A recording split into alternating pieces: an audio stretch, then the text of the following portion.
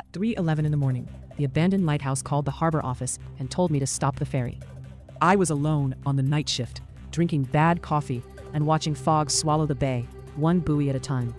The lighthouse on Black Reef had been shut down for 30 years. No electricity, no keeper, no radio signal. Then my emergency line crackled. A man's voice said, "South Channel is gone. Do not let the ferry leave." I knew that voice. It belonged to my grandfather. He had died before I was born. The line went dead.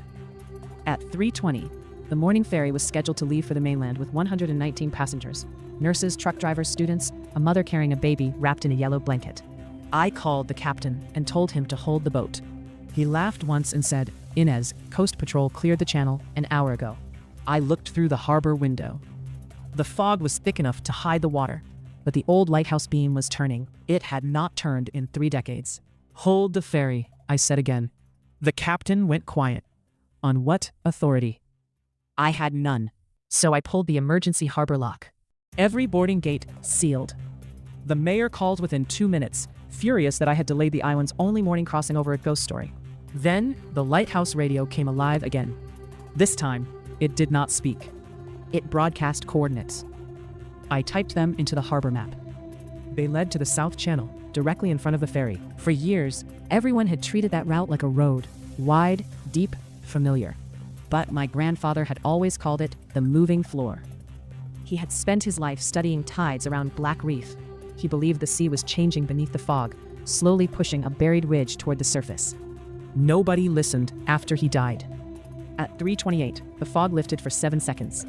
That was all it took. A jagged line of black stone rose from the water where the channel should have been. An entire wall of rock. The ferry captain stared at it from the bridge. Then the current slammed against the ridge so hard that white water climbed over the deck rails. If the ferry had left on time, it would have struck the reef at full speed. The harbor went silent.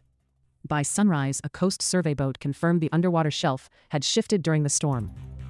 The lighthouse had not come back to life by magic. My grandfather had built a pressure sensor into the old beacon. It had waited 30 years for the tide to reach the danger line he predicted. Later, I climbed Black Reef with a repair crew. Inside the lighthouse, behind a rusted panel, we found a notebook in my grandfather's handwriting. The last page said, "When the water changes, trust it before it asks twice." That morning, 119 people stayed alive because a dead man's warning system finally got the chance to speak.